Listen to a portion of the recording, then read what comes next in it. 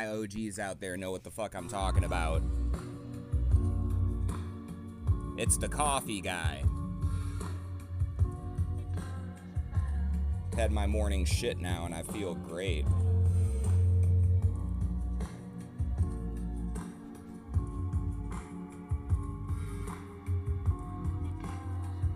And look, I know I keep taking weeks off, but at the end of the day, you get what you fucking give, okay?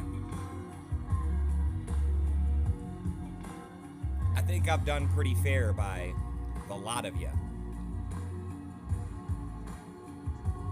Too many cheap fucks who don't got a dollar in their pocket. And I get it. If it's just not your vibe, that's fine. But I'm coming out the gate with that fire. It's not entitlement. But how many of you fucks piss away more than $1 every single day? Right? You piss it away on nothing. And then you've got the gall to hop on social media and bitch about pictures of other people's lives. I truly want to go down this Akaash rabbit hole.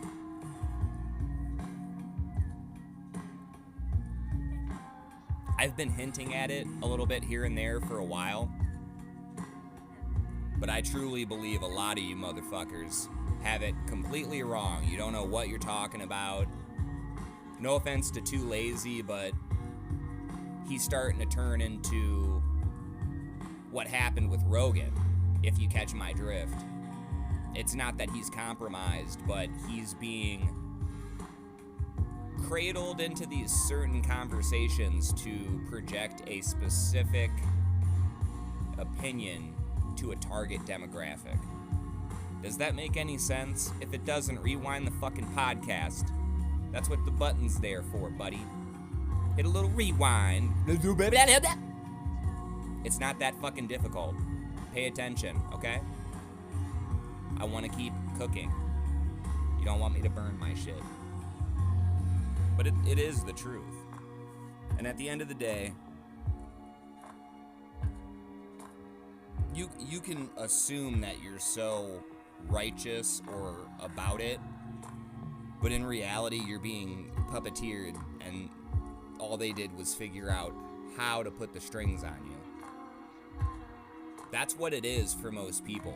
It's never a battle of recognizing you for your individualism or, as you might call it, what you bring to the table.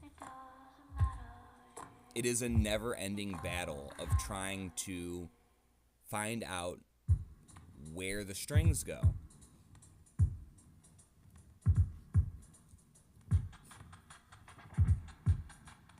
Is any of this making sense to you motherfuckers? I'm trying to put you onto some severe game.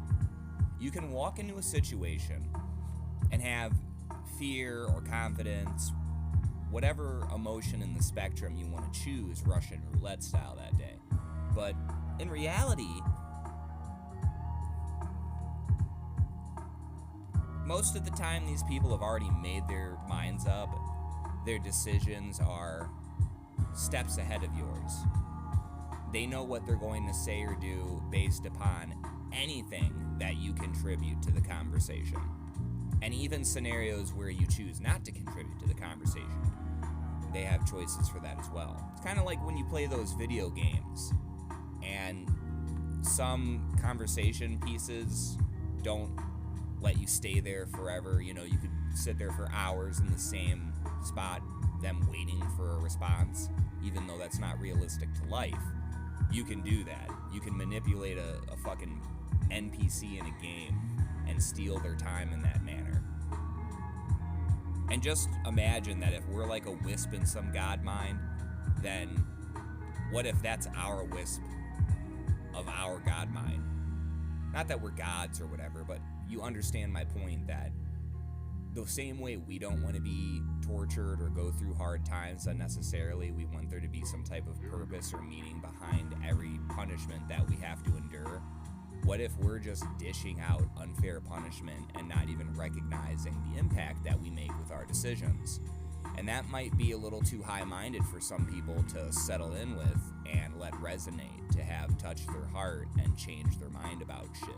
But the older you get, the longer you have to reflect on a lot of decisions that you either did or did not make. You are defined by so many things, and people, a lot of the times, I don't want to call it arrogance, because that's what shitty people do when they've got a little bit of motion or power in life. They start casting shade where it doesn't belong. For one, they don't want their position threatened. Secondarily, they don't see in any manner how it could actually strengthen their position. And I could go on and on about why it's such a fucking stupid thing that people do, that you want to fuck each other over. The crumbs of the crumbs you want to argue about, instead of turning your eyes up and looking high at the table where they're all gorging. And you two can't look at each other and say, why in the fuck are we fighting? Why am I saying this or doing that when we should be trying to figure out how to get up there and figure out why we haven't been up there this whole time? And don't get caught up in that trap of trying to put people down, because I've been there. And look, I'll let them go.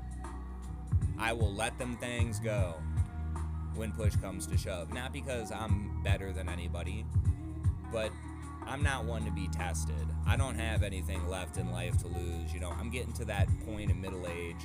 Nobody likes to talk about their age, but I'm getting to that point in middle age where things are much more clear than they've ever been. And I've had that clarity sinking in for a while now. It's just been bleeding through all of the nonsense and the bullshit that wants to take me out of the moment. I'm appreciative of that. People need that shit more than they probably think. Everybody assumes they're good or never needs guidance. Me, I'm guilty of that too, because it's like, who in the fuck are you supposed to trust to tell you what's right for yourself when they haven't been in your positions many times? And you don't want to judge their life either, but for people to try and draw comparisons or relate to you and assure you of things, it's almost disingenuous, and it makes you wonder, are they doing it for them? What's the whole gain of function in this moment? But no, there needs to be a little more humbling and allowing people to reach out. Just as I've said, be careful of the strings, because you don't want to be subject to another person's desires or whims, be indebted to people indefinitely where there's no hope of escape. I mean, nobody ever wants to talk about the honest side of things, but, there's all sorts of monsters out there who will justify their actions. These sex traffickers will be like, well, the girl didn't want to be in her country anymore, or, oh, she didn't have family, so this was her only way. And it's like, brother, there's always another way. There really is. They teach that kind of shit in Disney movies, that's a base level trait that gets imparted to us in the most fucking pathetic of ways. And some of us still don't process that, yeah, you shouldn't take advantage of people who can't think for themselves. This was a topic of conversation last night in Vandal's stream. Shout out to Vandal. Love you, brother. Vandal loves you. I thought it was interesting, we were going down this whole path of Quentin Tarantino and kind of the guy that he is, and how some of his writing, as you look back, there may have been an agenda for certain things. And there was this clip played of him on the Stern Show where he's fucking trying to defend down Roman Polanski with the 13-year-old. And Howard, which it's sad for me to, like, I want everybody to kind of pull back and understand that Howard Stern, the guy that has women, but then again, adult women, come on the show and ride the Symbian, right? Just, and he's the voice of reason in this moment, saying, but come on, Quinn, 13? You're trying to say 13's okay? You know, of course, Tarantino's like, sounds like the nerd from The Simpsons. Oh, Bart Glavins! All that fucking nonsense, dude. And it's just like, shut your fucking hole, man. Go make another movie. Go shut your fucking hole and make another movie. Go do what you're good at, because it's not fucking talking about Roman Polanski and, oh, this girl wanted to party, man. She wanted... At 13, you don't know what the fuck you want to do.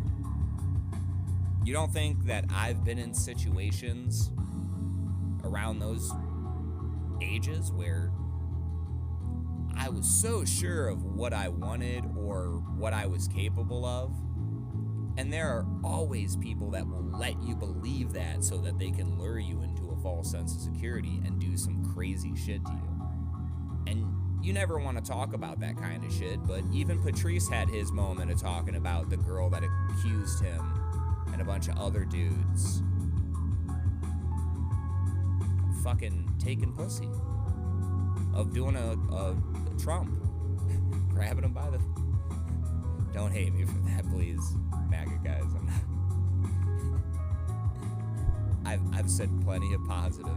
I don't want to say like positive, like I support, because I'm always neutral, but I think I've said plenty of like decent shit about him to where I could bring that up and it not turn into a fucking tantrum. But at the end of the day, I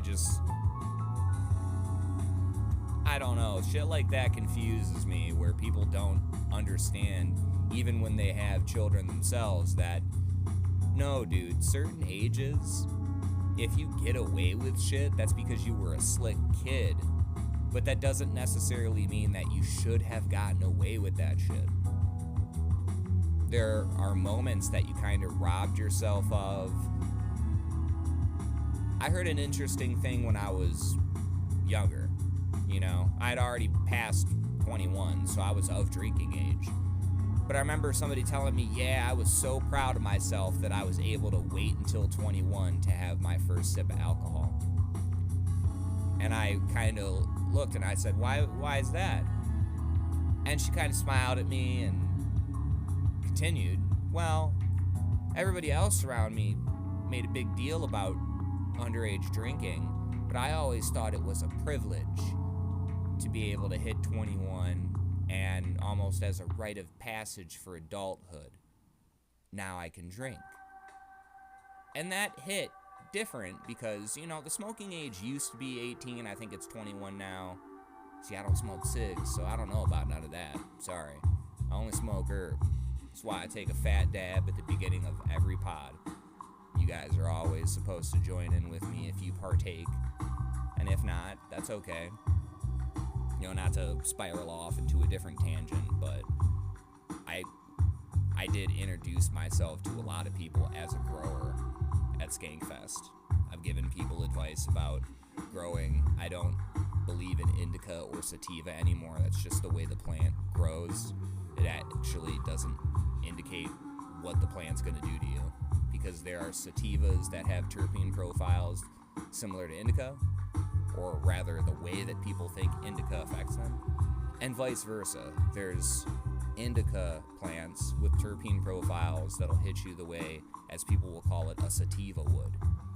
When it's just terps, it's just the terps. And it's not like every time it'll be the exact same, but that's the beauty about different strains. You can mess with the development, find out which phenos are going to have the better profiles and run those, stabilize them, and then keep pheno hunting, finding the best one out of the bunch to say, hey, I like you. You know, and I don't even want to turn this into a cannabis podcast. It's like, I had some weird fuck want to do some shit like that with me, and I knew that was a bad idea. was like, nah, I don't feel. I'd outright say it. I just knew in my head. I was like, nah, this is a bad idea. You don't seem like the right person to do this with. And I kind of, I learned later that was true. Motherfucker's a crackhead. So, won't say names though. I can at least throw crackhead in the wind. And yeah, you can't come after me for that, bitch boy. But I don't mean a cool crackhead like Voss. Not like Voss and Norton, okay? And I'm not talking about Balboa types, right? This guy was just a despot loser. But yeah, there's lots of shit in cannabis I do like talking about. Variegations being one of them. Variegated plants are always very fun. It's in the name. They just look different. They produce different. People will argue that, they're weaker. Okay. Whatever you say, Chief. People just gotta fucking keep their mouths shut with certain shit. You know what I mean? Like, it's just not productive. You're not doing anything to benefit the greater conversation. You're actually preventing any type of organic growth from occurring because of your shitty opinions. Which, go ahead, have them. But you do wish some people would just shut the fuck up sometimes.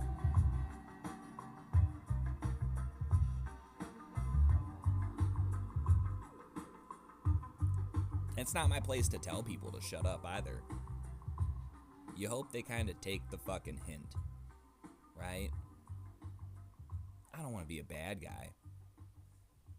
I'm not trying to make somebody feel like shit. But you gotta learn how to shut the fuck up in certain situations. Not to just hark it all back to Skankfest, but on a true note, when I was in that circle with Hinchcliffe and Voss and Redman, I didn't really try to say much. That's a situation where you just be grateful you're there because they didn't mind being in the circle with you. They weren't annoyed by you being there. And this isn't me speaking as a God-fearing man. It's not that kind of, fear. It's a respect thing.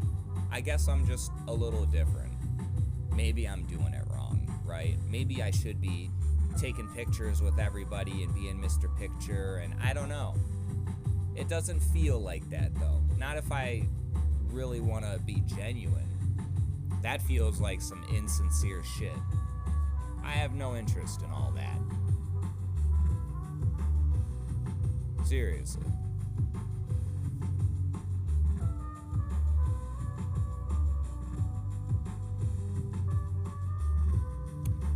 Now, if we can fucking finally cook on this Akaash shit. Because really, I was making a broad point. The other shit, I'm happy we connected into it, but the true point I'm making about Akaash, a lot of people sometimes think they have it right, and it could be something completely different that they haven't even considered because that never crossed their mind. Because they don't look at the spider web the same way that I do, right? To you, the spider web is just one dimension, but I see multiple dimensions of it. And I'm able to watch how you think you're on even ground with something, but really that's you being pulled into a deeper trap. Sometimes clever creatures need clever traps. You have to really trick something and predict what it's going to do. That's what skilled hunters do.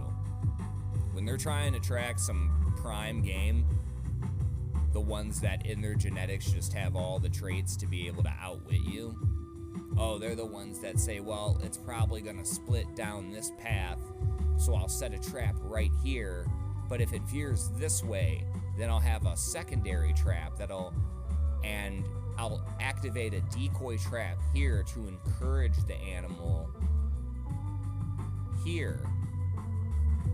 Do you get what I'm saying? It's not always just about point click. There are occasions where it takes multiple layers of subduing someone.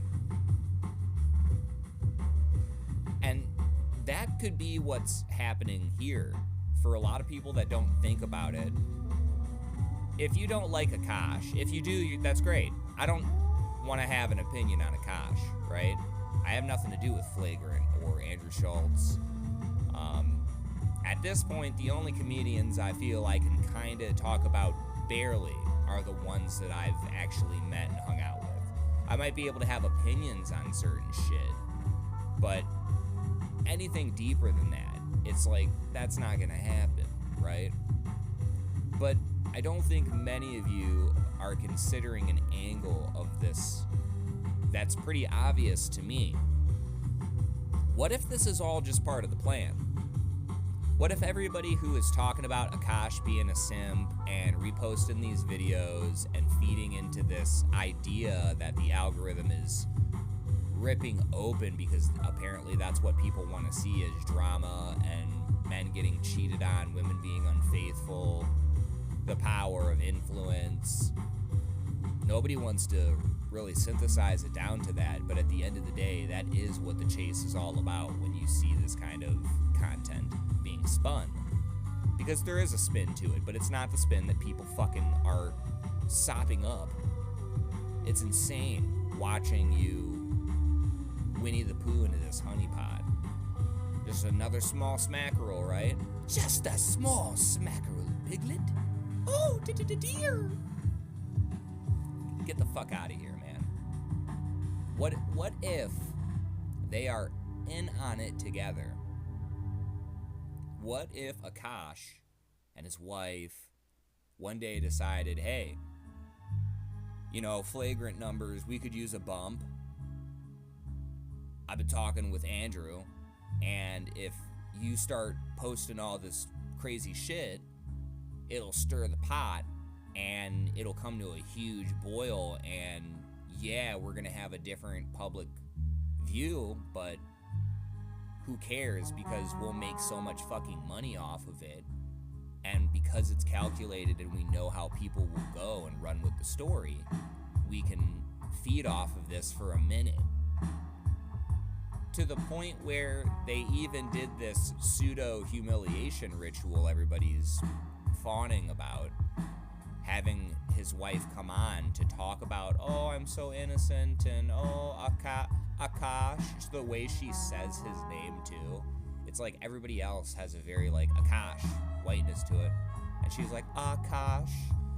It's very pronounced, and I can 100% see why people think there's like this hypnotization, but no, in reality, all those panicked, worried looks that he was giving her was that she sticks to the plan and seeing how she could flourish in this moment to really milk the cash cow. And too lazy hopping onto it immediately, like, brother, I don't hate you, man. I think you're a good one in the game, but I do think that you're kind of getting misled. You're talking about all these lame-ass motherfuckers who don't deserve any fucking attention from you. You have better targets that you could focus on. And I'm not mad that you're monetizing your content, because at the end of the day, I'm starting to do that kind of shit too. But do you not see the pattern here? There is sort of a Vlad TV-ness to you at this point, where I'm not saying you're a fed or whatever. I'm not calling you Nick Fuentes. I'm not saying anything like that. But to me, it is a little, huh? What? A little bewildered. But I guess that's my problem, right? And maybe I'll be alone in this camp of thinking that they're all just getting the bag together in a different way, because we already don't let me say this in a way that it's a absolute statement that is meant from the depths of my heart, but in the purpose of the riff and the bit, the argument here is that everybody already hates them. Big air quotes on that. I'm not saying that anybody actually hates Andrew Schultz or Akaash Singh. I'm not. But you get the point that I'm making. If they already feel that their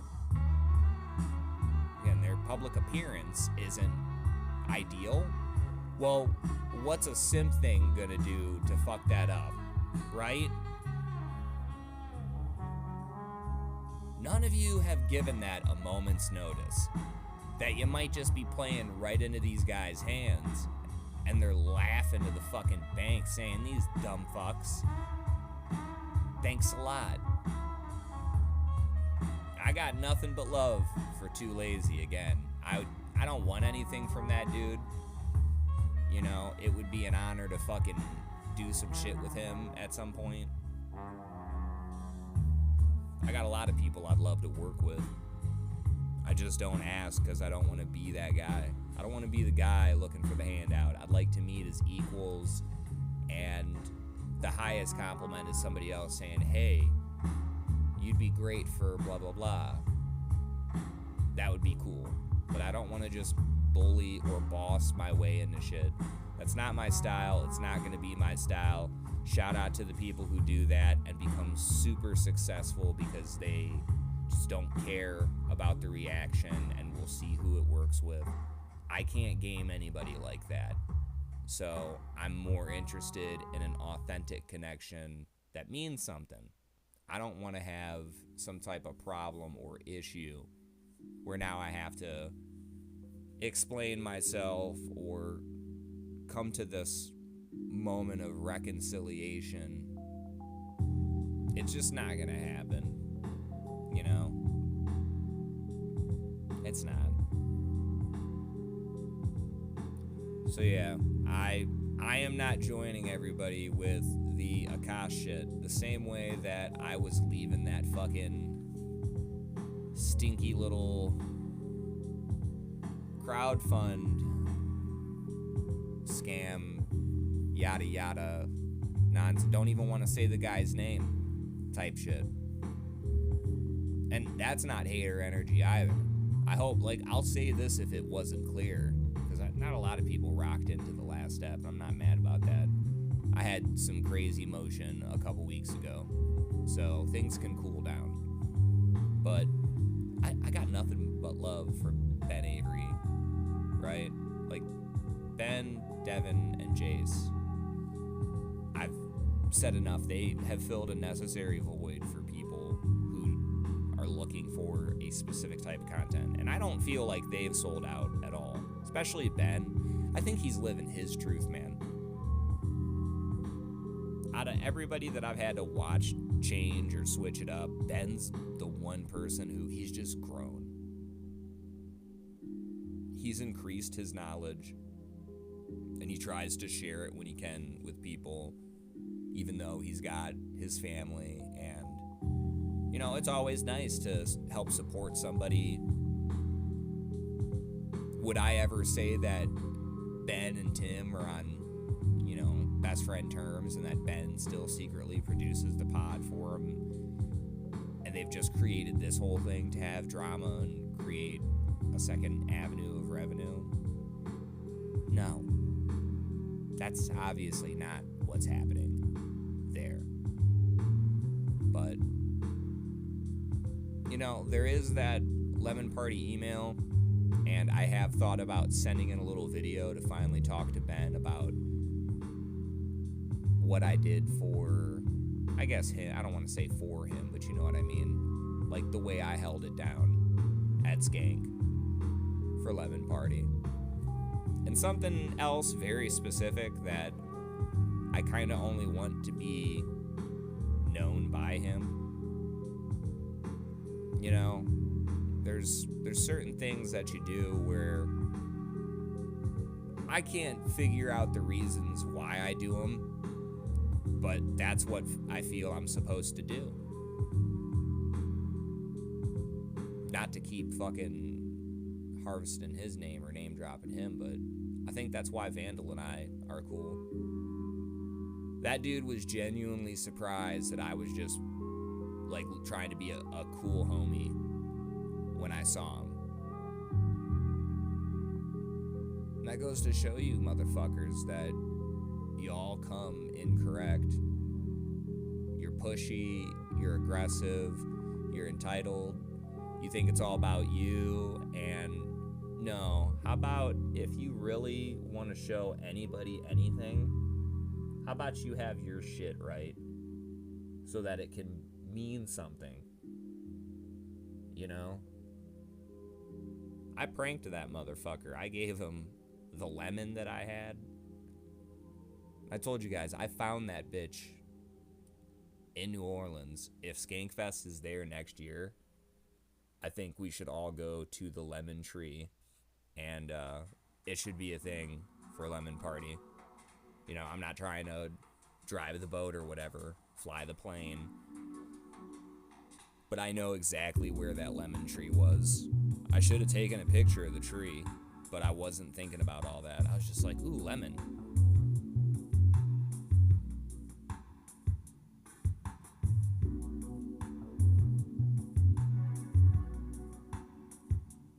Like, how more perfect can that be? Like, I can't even do good English right now because I'm still thinking about the idea. It would be lit to go take some photos by that tree. That's some real ass shit. The moment I saw that, it made me regret that the LP boys were not swinging through. Because Skank would have been so lit with them. It was already lit. I'm not saying it wasn't good. But it was just missing that flair. Same way I'm bummed that Stav and Adam did not roll through to Skank. You know, they could have had some fun down in New Orleans, but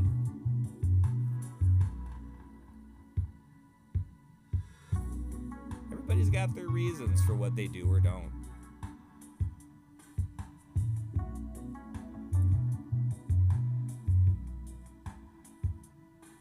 I'm not gonna sit up here and act like I haven't, made a joke here or there. Especially towards Stav. Somebody had asked a couple months ago who the weakest link of Cumtown was. And everybody wanted to immediately jump on Adam and just bug. I've called Adam a bug plenty. I did recently, I'm pretty sure. However, Adam is not the weakest part of Cumtown. Not if you're being objective and fair.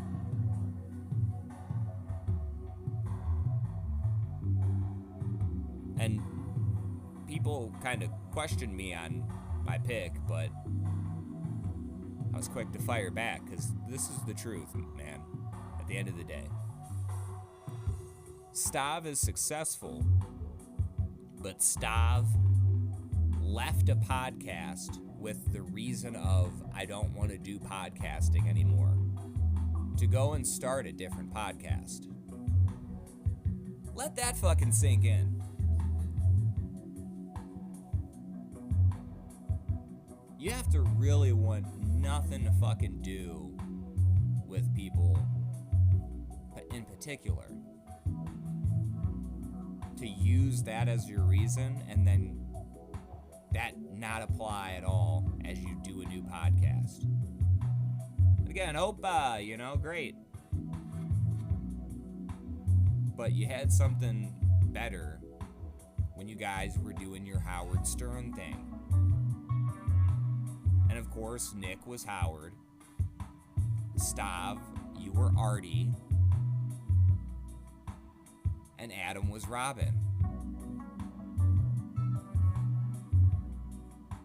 We had it good. And you guys had to go and fuck it up.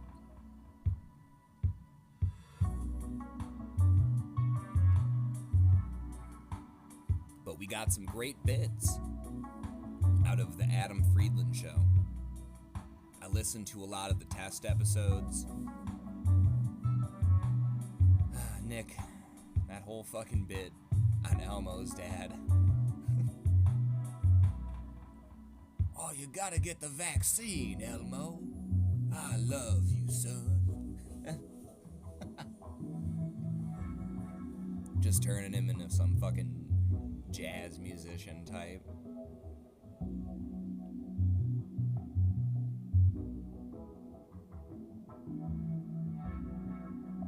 But who knows, maybe we don't get that moment if Staub doesn't leave. Adam probably never would have had the confidence he does now to do the interviews with people that he's been having on lately.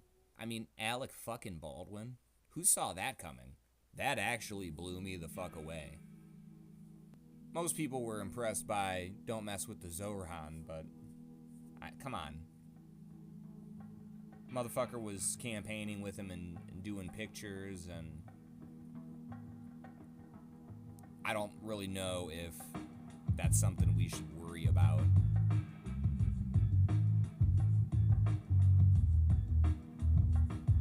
You know what I mean? But he's been getting better and better and better. Not that he was ever bad on Come Town, but my point is that Nick worked with him to turn him into arguably one of the best voices right now. And nobody's gonna convince me that Adam could have done it on his own. Adam has been very honest about that and humble. And even though Nick isn't spoken of much, if I'm not mistaken, he still has a credit on the show. I don't know if Adam's taken that off yet, but for the longest time, Nick was still credited as a show creator. Now, do I miss the original intro and all that shit? Yeah, but things gotta change and grow.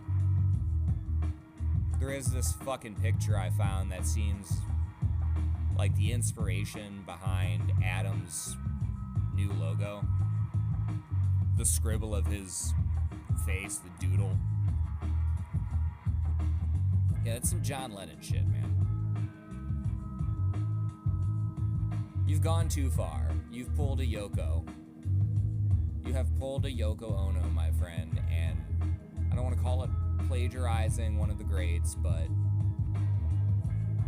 that man didn't die so you could doodle yourself in his image and then sell a bunch of fucking coffee mugs with it.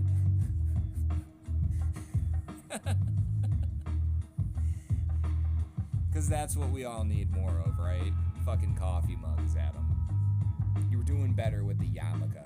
Just go back to the yarmulkes, dude. Alright? Like, I don't know what to fucking tell you, dude.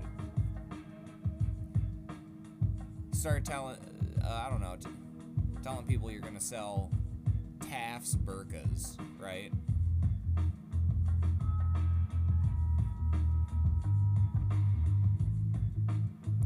The Adam Friedland Show chastity belt.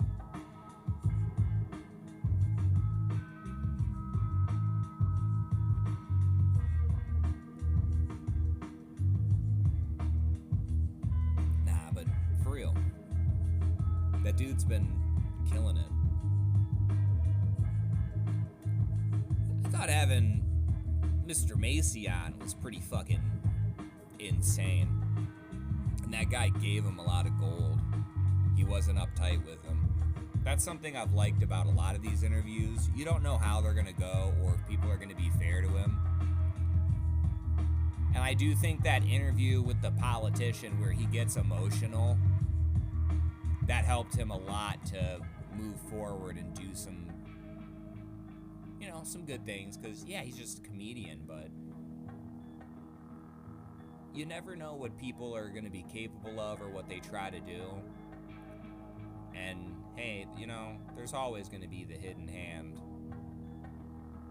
It's just about trying to make sure you're not getting woven too deep into that trap.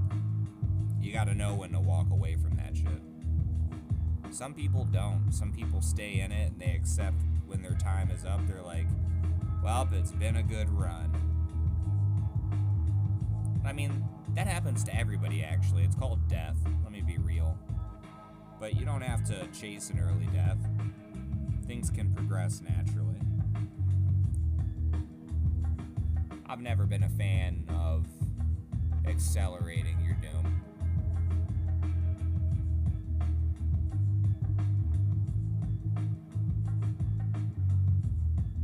Like I said, there's just been a lot of shit going on, you know? I didn't feel like talking about none of this last week. There's shit that happens where you just have to pause this life and go back to your actual life. And I got love for everybody who actually has the money to take care of bad things when they happen. I'm not there yet. I might never get there. Eventually there's going to be some pressure. But that pressure is going to be different from the one I feel now. And, you know, I'm not in a hurry to do anything, but, you know, this year was so challenging but inspiring. I feel like I've finally made it to a place where I not necessarily want to just take a couple breaths, but I can take a deep breath. I can take a breath and then get ready for something that I am capable of. My next move is out there waiting for me, and I have to find it the same way that I found my path to Skankfest. I mean, I heard a lot of people talking about Scott Thompson, and I gave that motherfucker a ride back to his hotel for 20 minutes. You know,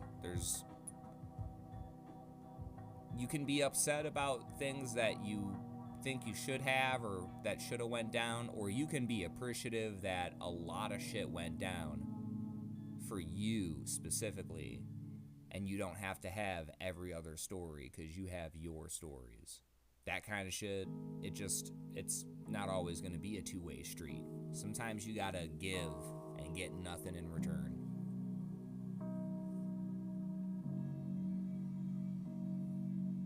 I'm just glad that I'm learning shit like that now. Because when you're a willing participant, that makes people happy. When people see you willing to make the sacrifice, because people made sacrifices for you. You gotta do right. Don't make excuses about shit. That ain't right. That ain't fair.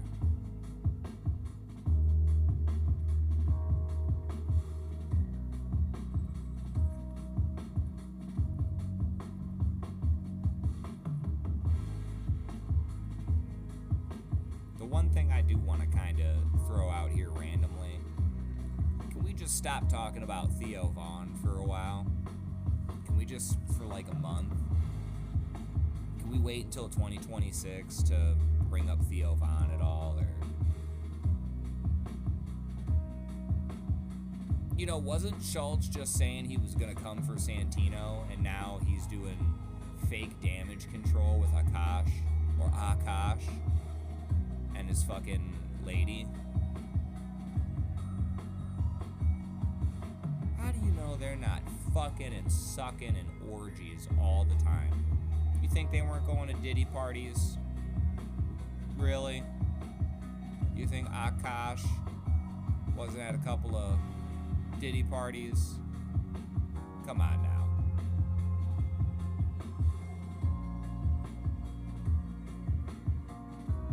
Did he? I don't know.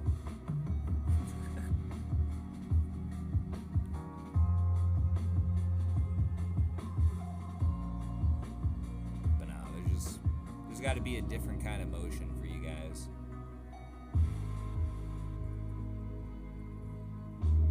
I have been enjoying a couple of the different places I've checked out lately, like the Loser Cast that just started. I was there for their debut episode. Layton's doing something very interesting. I'm gonna kind of announce here, which means, you know, if you've been listening into the podcast up to now, you deserve a little treat. So it's not as much of just like a shameless self-plug. But I was invited on to Losercast. So at some point, you guys will see me on there, and I already know who my pick is going to be. Truly. Like, I already know who my pick is going to be. They don't have to all be super grandiose or larger than life. But when you're talking about the biggest loser, I'd have a good pick.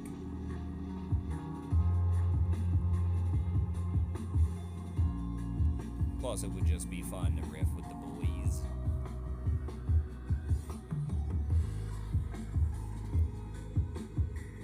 That's kind of my shtick. Mike Racine is probably my spirit animal. There's a guy who I just like to spend 3 fucking hours with doing a podcast, talking about bullshit. Racine time has been pretty good.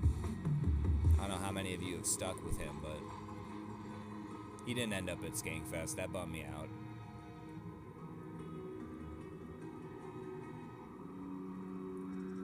There's always next year, though. You never know who's gonna pull up next year. And you don't know how many years you have left with certain comedians. So you gotta take advantage of it. Shout out to Doug Stanhope, man. That Skankfest wrap-up video you did on YouTube was fucking phenomenal, man. I saw the comments. I agreed with one of them, the way it was shot. Yeah, that was a beautifully shot episode. It just felt so real. You had something special there, man. The same way that Sam Hyde has been kind of capturing this more cinematic episode approach to content. Not everything has to be a podcast. People are going back to just doing shows and saying, oh no, we can get hundreds of thousands, if not millions of views doing this. And just, dear Elon, you know, there was the blueprint.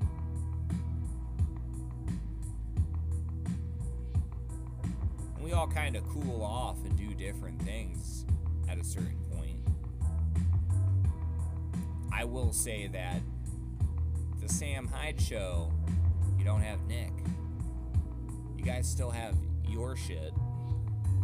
You gotta diversify. I mean, look at Lewis and Zach. Real Ass Podcast is back. I remember Lewis getting fucking ate up on X over that shit when he was like, Zach is gonna take over and do his own thing. People got upset. And I was one of the people out there kind of swinging from the hip, saying, you know, why are y'all infantilizing Zach? And this was coming from a person where, I'll be honest, I think I've told enough people, I was not super into Zach Amico or Luis J. Gomez.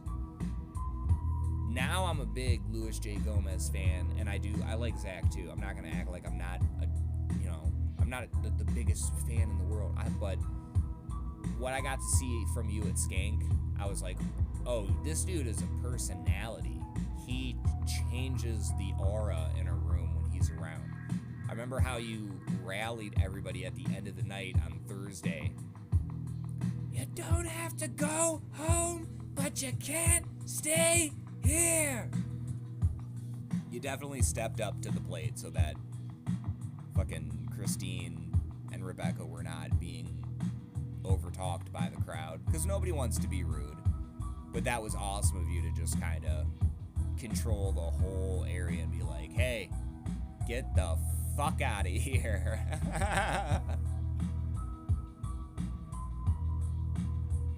You know, there were a lot of good things that came out of that.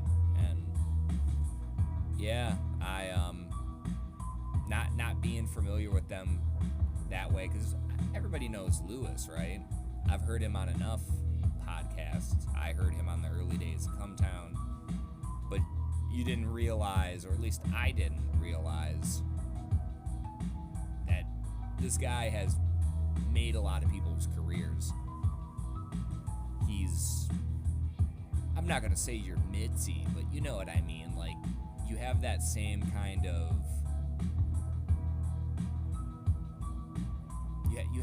you have that kind of pull, man. And I got to see it firsthand. You were really genuine to me. I appreciated that shit. And people were just eating him up about what a bad idea it was. And now look, Real Ass Podcast is back. Just like I told you, motherfuckers, you need to trust the process. You know, Lewis was doing that for a calculated reason. He knew what Zach brought to the table. Y'all were the ones who were sleeping on the motherfucker. And he really did pull his own weight. You had to be there to understand how special that shit was. There's no getting around that or explaining it differently.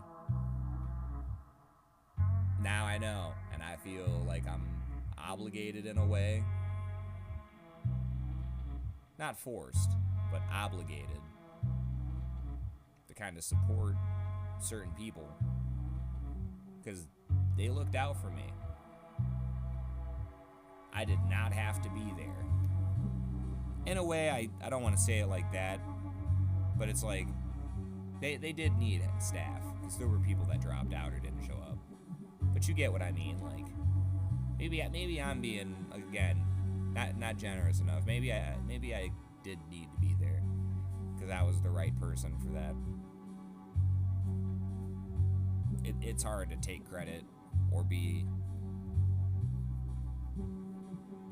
grateful for shit without it coming off entitled or swarmy, you know? That's definitely not my goal. So I apologize, especially if anybody at Skankfest thought I was a douche or a dick. Like, I wasn't trying to be. I was very focused on what we were trying to do, and, you know, people were pissed the fuck off.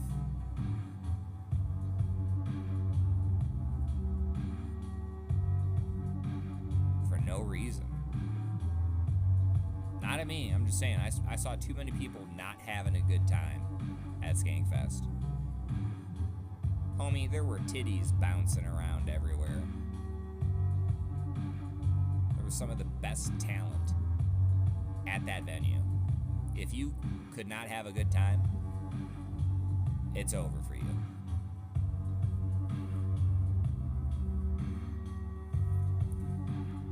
Now look, I'm not making any promises, but again, aside from podcast features, which it'll happen when it happens, I might be bringing some guests onto the pod soon. We'll see how things go. I'm gonna test the waters, give shit time. But anybody who's been giving me a shot or believing in me, just thank you. You know, I want to do this shit. I enjoy coming on here and speaking my piece. I've got to trust in the process, you know. I am slowly going up. And I don't have any fucking beef with anybody, you know? If you have some type of old vendetta or issue with me, let that shit go. because whatever you're holding on to isn't even real anymore. That's what I've figured out. You know, the world just isn't that worried about you. That doesn't mean that we're not all fucking, you know, subject to being picked apart. But at the end of the day, it's up to you who you are and what you want to be.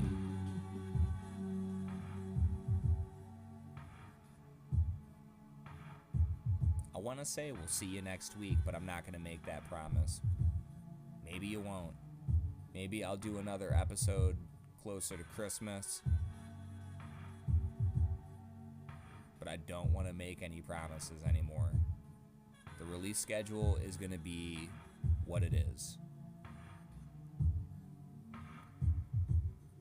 Until we meet again, motherfuckers.